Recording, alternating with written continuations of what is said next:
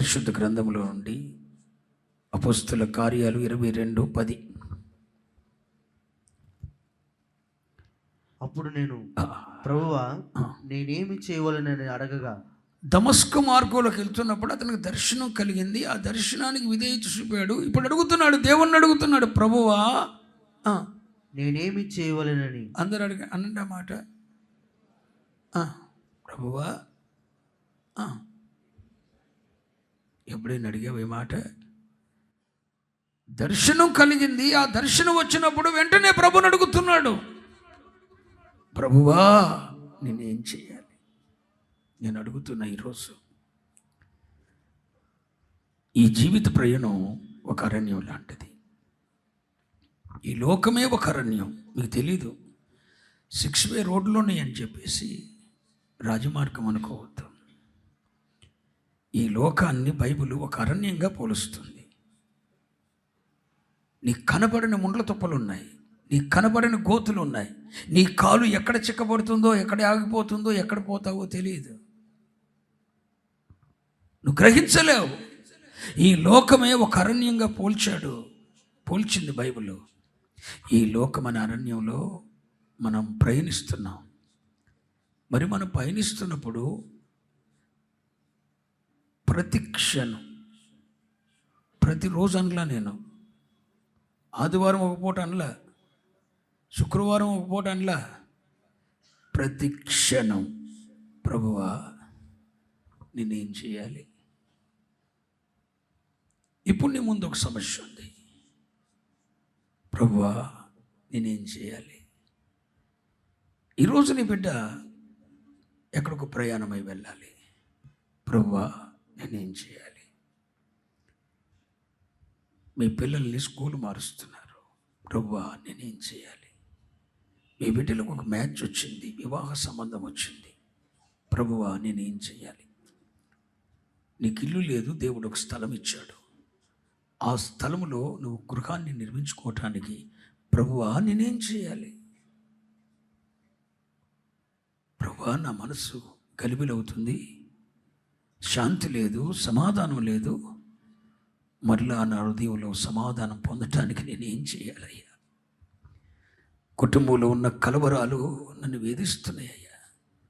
Hello, ఈ లోకంలో ఉన్నంత వరకు శ్రమలు రావని అనుకోవద్దు. ప్రతికూలతలు వస్తాయి, సమస్యలు వస్తాయి, అనారోగ్యాలు వస్తాయి, కుటుంబాల మీద దాడి జరుగుతుంది. బిడ్డల జీవితాలు మన కళ్ళ ముందే అస్తవ్యస్యంగా ఉండి వారి గురించి దుఃఖపడాల్సి వస్తుంది. ఏంటి కన్నాను బిడ్డల్ని, రాత్రి పగలు మంచుకు పగలు ఎండకెండాను, రాత్రి మంచుకు తెలిసాను, ఏంటి నా బిడ్డల జీవితాలు స్థిరపడవా అని ఆలోచించే పరిస్థితి వస్తుంది. ప్రతి ఇంట్లో ఉంటుందండి. కొన్ని ఇళ్లల్లో ఉన్నది బయటపడుతుంది, కొన్ని ఇళ్లల్లో ఉన్నది బయటపడదు. భార్యను చేసుకుంటాడు, భార్య వలన సంతోషించాడు. భర్తను చేసుకుంటారు, భర్త వలన సంతోషించదు. ప్రతి ఇంట్లో ఉండే పరిస్థితులు అవి.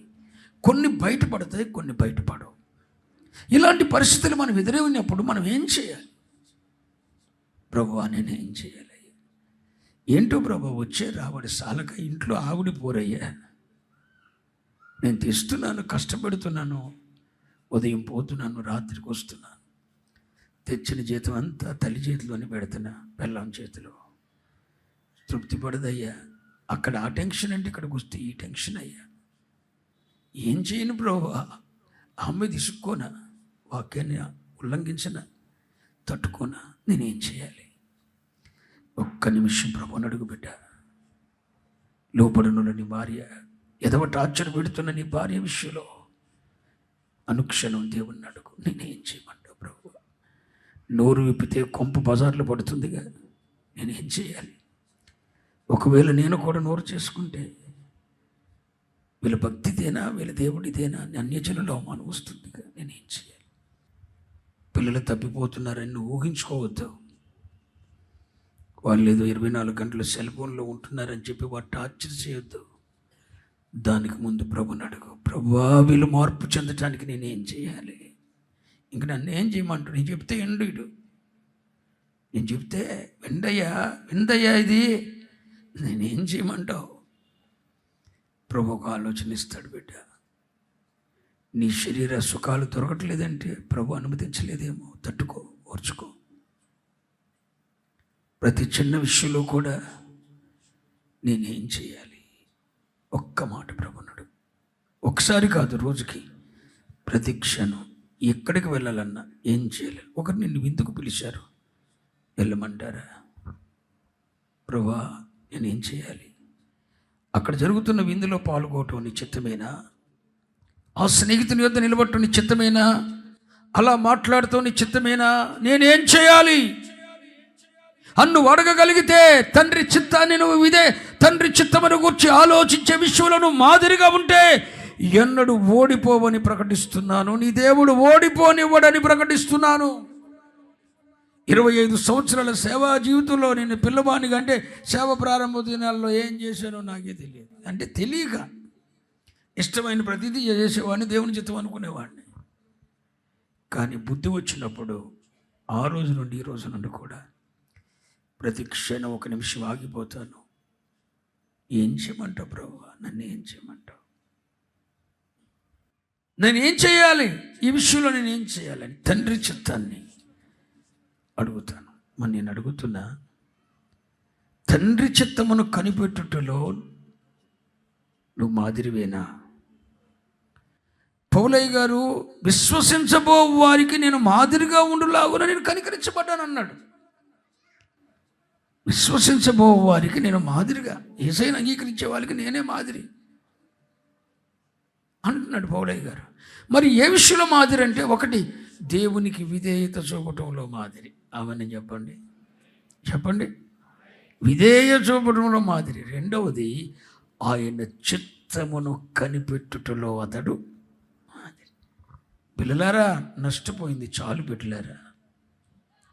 ప్రతి చిన్న విషయంలో బిడ్డలకి వివాహం కావట్లేదు ప్రభువా, నేనేం చేయాలని ప్రభువుని అడగరాదు. ఒక మార్గాన్ని తెరుస్తాడు, ఒక బయలుపరిపిస్తాడు. నేనేం చేయాలని నువ్వు అడగవు. 3 రోజులందరినీ అడుగుతా. పనికిమాలి లేదు మనల్ని. పనికిమాలి స్నేహితులు ఉన్నారు, బంధువులు ఉన్నారు, దేవుని ఎరగనోళ్ళు ఉన్నారు, నీ రక్త సంబంధికులు కలిసి దేవుడే తెలియదు. పేర్లు మాత్రం క్రైస్తవ పేర్లు. ఇస్సాకు, ఐజక్, చిప్పోర, గప్పోర, ఇవన్నీ నీ క్రైస్తవుల పేర్లే. నీ కొంపందరికి అందరూ క్రైస్తవులే, ఒక్కడికి దేవుడు తెలియదు. ఎందుగా దేవుడు తెలియని అడుగుతావు? నువ్వు దేవుణ్ణి అడుగు. నన్ను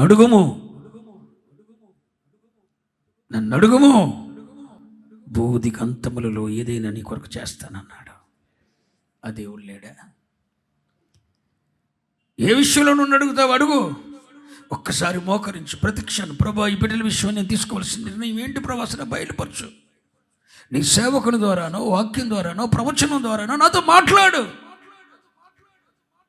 నేనేం చేయమంటావు ప్రభా? ఎటు పోమంటావు? ఎటు వెళ్ళమంటావు? ప్రార్థన చేయండి. తండ్రి చిత్తాన్ని కనిపెట్టండి. విశ్వసించబో వారికి మాదిరి. ఏ విషయంలో? నెంబర్ 1, పరలోకం నుండి వచ్చిన దేవుని స్వరానికి విధేయత చూపే విషయంలో ఆయన మాదిరి. 2, తండ్రి చిత్తమును కనిపెట్టుటలో అతడు మాదిరి. ఈ మాదిరికరమైన జీవితం నీకుందా?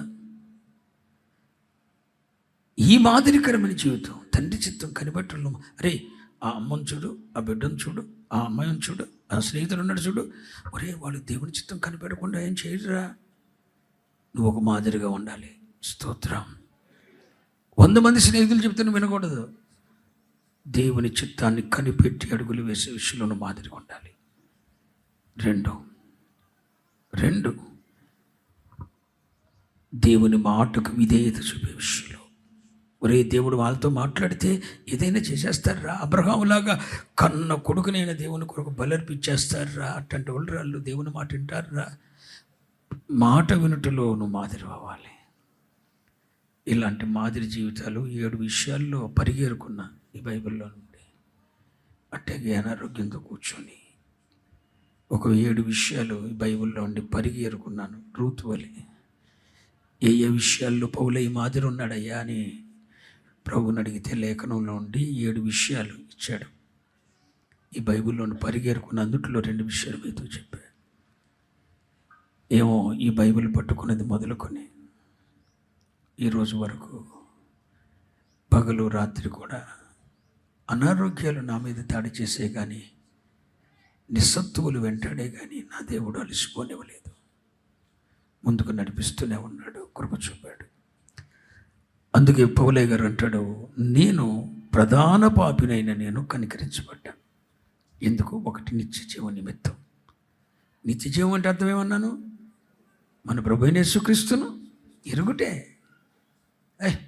నా దేవుడిని ఎరుగుదు ఎట్లా? ఇప్పుడు ఉదాహరణకి ముఖ్యమంత్రికి నీకు పరిచయం ఉంది. మనోడికి చంద్రబాబు నాయుడు గారు మనకు తెలుసురా, నా చర్యలు వెళ్ళి మాట్లాడాను అంటావు నువ్వు. అదే అనుభవం. ఆయన ఎలా వ్యక్తిగతంగా నీ తల్లిని నువ్వు ఎలా ఎరుగుతావో అలా సొంతంగా ఎరిగిన అనుభవం నీకు ఉంటమే నిత్య జీవం. ఆ నిత్య జీవ నిమిత్తం నేను కనికరించబడ్డాను అన్నాడు. రెండవది, విశ్వసించబో వారికి నేను మాదిరిగా. నువ్వే విషయంలో మాదిరిగా ఉన్నావు? ఒక నిమిషం ఆలోచన చేసుకో. ఒక మందిరం కట్టబడుతున్నప్పుడు సొలొమోను వలె రాళ్ళెత్తటి విషయంలో మందిరంగా ఉన్నావా? దావీదు వలె లక్షల మనుగుల వెండి బంగారం దేవుని కొరకు అర్పించిన దావీదు వలె మాదిరిగా ఉన్నావా? సొలొమోను వలె 46 సంవత్సరాలు అక్కడ నిలబడిపోయి రాజ్యానికన్నా దేవుని మందిరాన్ని ఎక్కువ ప్రేమించి 40 సంవత్సరాలు దేవుని మందిరాన్ని కొరకు సమయాన్ని ఇచ్చిన సొలొమోను వంటి జ్ఞానం నీకుందా? 40 years అండి మందిరం కట్టింది. 40 సంవత్సరాలు యెరూషలేము మందిరం. 40 సంవత్సరాలు ఇతను రాజ్య పరిపాలన చేస్తూ మందిరం మీద దృష్టి పెట్టాడు. నువ్వు ఏ విషయంలో మాదిరిగా ఉన్నావు? అసలు నిన్ను ఏ విషయంలో మాదిరిగా తీసుకోవాలి? చెడిపోయిన వాడికి మాదిరా? చెడగొట్టే వాడికి మాదిరా? ప్రార్థన చెయ్యని ఒక వ్యక్తికి మాదిరా? దుష్ట స్నేహాలు చేసి పాడైపోయిన యెహోషాపాతు లాంటి వాడికి మాదిరా నీవు చూపుతున్నా? ఏదో ఒక రోజు నా దుష్ట స్నేహం నీ మీద ప్రమాదం చూపు. మాట్లాడు. ఆయ్ అంటే ఆయ్, బాయ్ అంటే బాయ్, అందరితో సమాధానం. కానీ ఒక దుష్టుని పక్కన ఒక గంట నిలబడి చూడు, నువ్వు పాడైపోతావు. కన్ఫర్మ్గా చెప్తున్నా, నువ్వు కాడైపోతావు. కన్ఫర్మ్గా చెప్తున్నా, నువ్వు నాశనం అయిపోతావు. నీ భక్తి పాడైపోతుంది. ఒక్క గంట పక్కనే నిలబడు, ఆ ఛాయలు నీ మీద పడుతుంది. ఆ తిరుగుబాటు నీలోకి వస్తుంది. ఆ స్వభావం నీలోకి వస్తుంది. వాడు చేస్తే లేదు, మనం చేస్తే ఏమైందన్న ప్రభావం వస్తుంది. మనం విశ్వాసులకు మాదిరిగా ఉండే కృప ప్రభు మనకు దయచేయను కాక.